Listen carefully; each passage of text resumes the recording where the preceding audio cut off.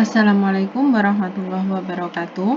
Teman-teman, hari ini kita akan membahas mengenai mikrobiologi pertanian, khususnya tentang potensi beberapa mikroba pemacu pertumbuhan tanaman sebagai bahan aktif pupuk dan pestisida hayati. Nah, ini sebenarnya kalian juga bisa mencari referensi lain ya, beberapa mikroba yang digunakan untuk pertanian. Nah, ini berdasarkan penelitian oleh Balai Penelitian Tanaman Hias. Jadi ini fokusnya untuk tanaman hias. Ini dari jurnal yang diterbitkan oleh Jurnal Litbang Pertanian. Ini akan kita bahas ya mengenai beberapa mikroba untuk memacu pertumbuhan tanaman. Nah, kita mulai dari abstrak, kita bahas sedikit-sedikit, nanti lebih lengkapnya kalian bisa membaca sendiri ya jurnal ini, nanti saya kirimkan. Nah, jadi untuk saat ini konsumen itu membutuhkan keamanan dari produk pertanian. Nah, kan banyak ya aplikasi di pertanian sekarang menggunakan pupuk buatan, pupuk kimia yang dari pabrik, itu tentunya lama-kelamaan juga akan mengubah komposisi struktur tanah. Maka dari itu sekarang juga mulai banyak dikembangkan pupuk-pupuk alami, contohnya ini dari mikroba. Nah, ini dikembangkan oleh Badan Litbang Pertanian yang menghasilkan beberapa formulasi pupuk hayati dan biopestisida dengan bahan aktif mikroba yang diisolasi dari sentra produksi pertanian. Nah, berdasarkan hasil penelitian ini, aplikasi pupuk pestisida hayati tersebut efektif mengendalikan penyakit penting tanaman hias, seperti Bionutrive dapat menekan perkembangan penyakit karat putih pada krisan 32,2% dan mempertahankan hasil panen kentang dan krisan masing-masing 25% dan 34% dibandingkan dengan aplikasi fungisida kimia sintetik. Nah, jadi ini hasil penelitian ini menunjukkan bahwasannya aplikasi pupuk dan pestisida hayati itu tidak kalah penting, tidak kalah hebatnya ya dibandingkan kimia. Nah, kita akan membahas bagaimana mekanisme kerjanya, mengapa mikroba itu bisa dimanfaatkan sebagai bahan pupuk hayati. Nah, ini pendahuluannya, silakan kalian bisa baca sendiri ya. Di sini pembahasan kita fokus pada mikroba sebagai pupuknya ya. Nih, jenis-jenis mikroba yang potensial sebagai pupuk dan pestisida hayati. Nah, jadi kalau kita mau ngambil mikroba dari alam itu ada proses yang namanya isolasi ya. Diisolasi artinya diambil lalu dikembangkan di media di dalam laboratorium sehingga nanti mikrobanya akan berkembang biak, akan banyak lalu setelah itu akan digunakan sebagai sampel untuk pupuk dan pestisida hayati. Nah, ini yang sudah ditemukan itu contohnya kelompok bakteri yang telah digunakan sebagai bahan aktif pestisida dan pupuk hayati, diantaranya adalah Rhizobia, penambat nitrogen simbiotik dan non-simbiotik antara lain Azotobacter dan Azospirillum. Ada juga mikroba pelarut, Bacillus species dan Pseudomonas, dan antagonis seperti Agrobacterium dan Pseudomonas. Nah, kelompok bakteri dari genus Agrobacterium dan Pseudomonas telah dimanfaatkan sebagai agen pengendalian biologi, walaupun beberapa strain kedua bakteri ini juga dikenal sebagai patogen.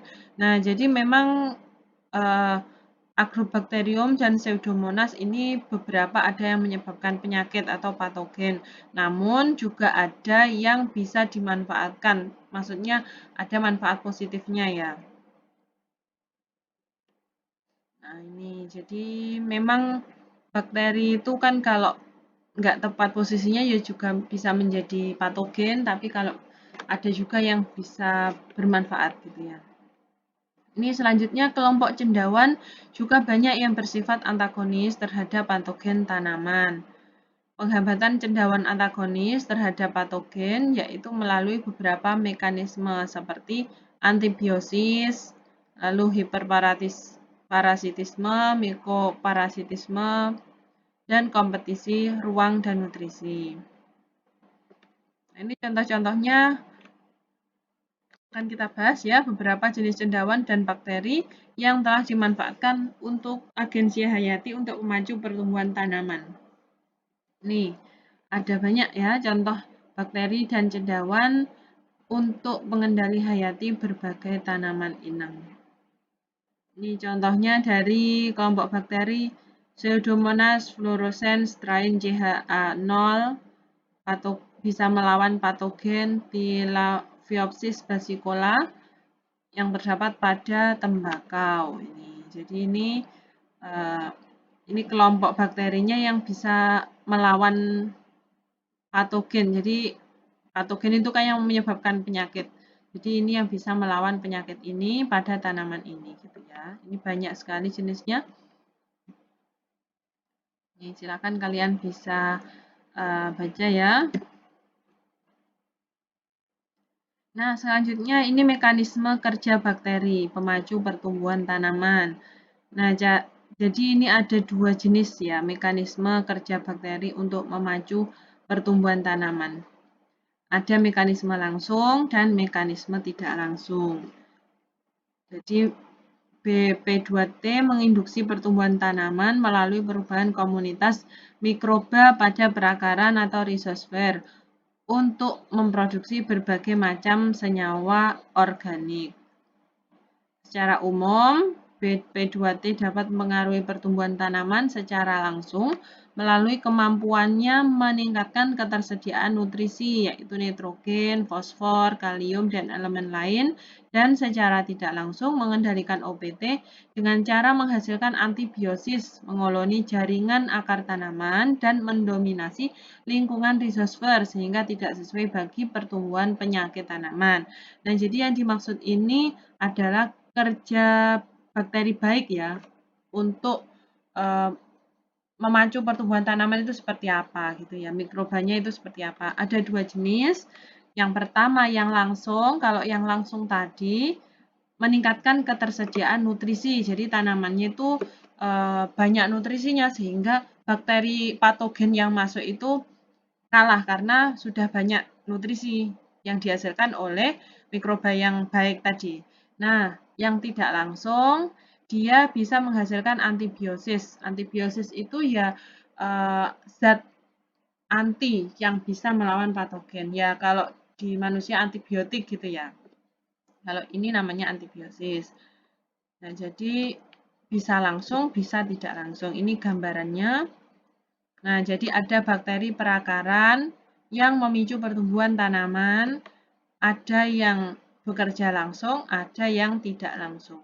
Kalau yang langsung dengan fiksasi nitrogen, peningkatan kelarutan fosfat, peningkatan kelarutan kalium, produksi sideropoda, induksi dan produksi fitohormon seperti IAA, etilen, sitokinin, dan giberelin. Nah, jadi kalau yang langsung itu meningkatkan nutrisi-nutrisi tanamannya. Kalau yang tidak langsung bisa dengan produksi antibiotik, produksi enzim hidrolitik, produksi sideropora, lalu induksi ketahanan sistemik dan produksi eksopolisakarida. Nah, jadi cara kerja mikroba yang ada di akar tanaman itu bisa langsung, bisa tidak langsung. Nah, ini penjelasannya. Ini enzim-enzimnya apa yang mempengaruhi kerjanya itu bisa dipelajari kalian ya. Nah, selanjutnya ini ya, dikembangkan pupuk dan pestisida hayati untuk tanaman hias. Nah, berdasarkan kinerja mikroba tadi, maka selanjutnya dikembangkan pupuk dan pestisida hayati untuk tanaman hias. Nah, ini yang pertama ini, pupuk hayati berbahan aktif kombinasi Rhizobacteria dan cendawan. Nah, jadi formulasi pupuknya ini bermacam-macam ya. Ini biasanya kalau dalam skala laboratorium dicoba dulu ya, apa yang paling bagus nanti dikembangkan dalam jumlah besar gitu ya. Nah, ini kan yang dikembangkan oleh Balai Tanaman Hias tadi ya. Ini jadi mengembangkan ini AgriHort, Bionutrivi. Nih gambarnya di sini. Jadi ini memang pengembangan pupuknya ya, yang berasal dari mikroba. Nah ini. Lalu ada lagi biopestisida berbahan aktif Rhizobacteria, berbahan aktif bakteri Bacillus subtilis dan P. fluorescens. Ini penjelasannya.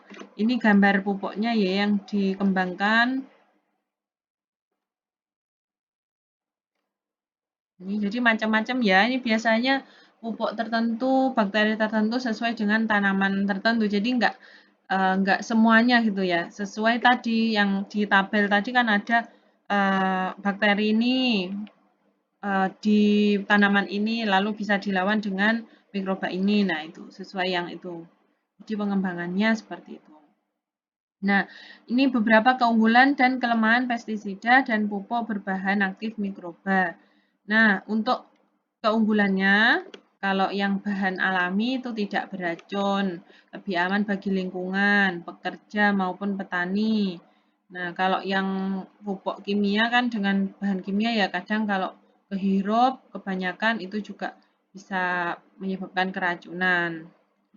Nah, jadi pestisida dan pupuk hayati juga mempunyai relung ekologi tersendiri yang spesifik, sehingga tidak berdampak negatif terhadap organisme yang bukan sasaran. Maksudnya ini hanya bisa berlaku untuk tanaman tertentu. Jadi misalkan mau mematikan mikroba A, nah itu kan untuk patogen A, maksudnya untuk matikan patogen A, ya mikrobanya yang spesifik untuk melawan patogen A, patogen B tidak gitu maksudnya spesifik itu. Atau ada yang di dekat tanaman yang bagus untuk tanaman itu tidak akan mati karena sifatnya spesifik. Beda dengan yang kimia, kalau kimia kadang yang tidak ingin dibunuh juga akan mati karena non spesifik. Jadi mikroba baik bisa juga akan terbunuh gitu maksudnya spesifik itu. Nih, jadi terbukti dapat meningkatkan kualitas lahan dan daya dukung lingkungan yang menguntungkan bagi sistem pertanian berkelanjutan.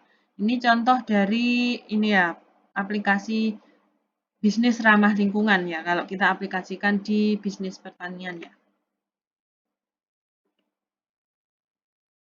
Nah, namun ada kekurangannya. Ini kan alami ya. Jadi kekurangannya itu kadang mudah rusak dan memiliki tingkat penurunan efektivitas bila digunakan lewat masa kadaluarsa. Nah, memang kalau yang alami itu cenderung mudah rusak ya kan karena minim pengawet. Jadi memang kadang mudah rusak untuk bahan-bahan yang alami. Makanya ya terus dikembangkan bahan-bahan untuk mengawetkan yang alami. Nah, ini kesimpulannya. Mikroba pemacu tumbuhan itu umumnya berasal dari jenis bakteri dan cendawan. Ini berpotensi dan dapat dijadikan sebagai bahan aktif pupuk dan pestisida hayati. Nah, ini dikembangkan oleh Badan Litbang Pertanian, beberapa formula pupuk, pestisida hayati, dan pembenah tanah, yaitu AgriHot Bio Nutrivi, pupuk dan pestisida hayati, Gliokompos, serta biopestisida ini. Nah, jadi maksud saya memberikan materi ini supaya bisa menjadi inspirasi kalian ya. Contoh pengembangan dari produk-produk ramah lingkungan yang berasal dari bidang pertanian menggunakan bahan alami berupa mikroba. Barangkali di tempat kalian mau dikembangkan contoh-contoh produk ramah lingkungan, mungkin bisa menjadi inspirasi seperti ini ya. Ya, itu saja dari saya untuk materi mikroba pertanian. Terima kasih atas atensinya. Saya tutup. Assalamualaikum warahmatullahi wabarakatuh.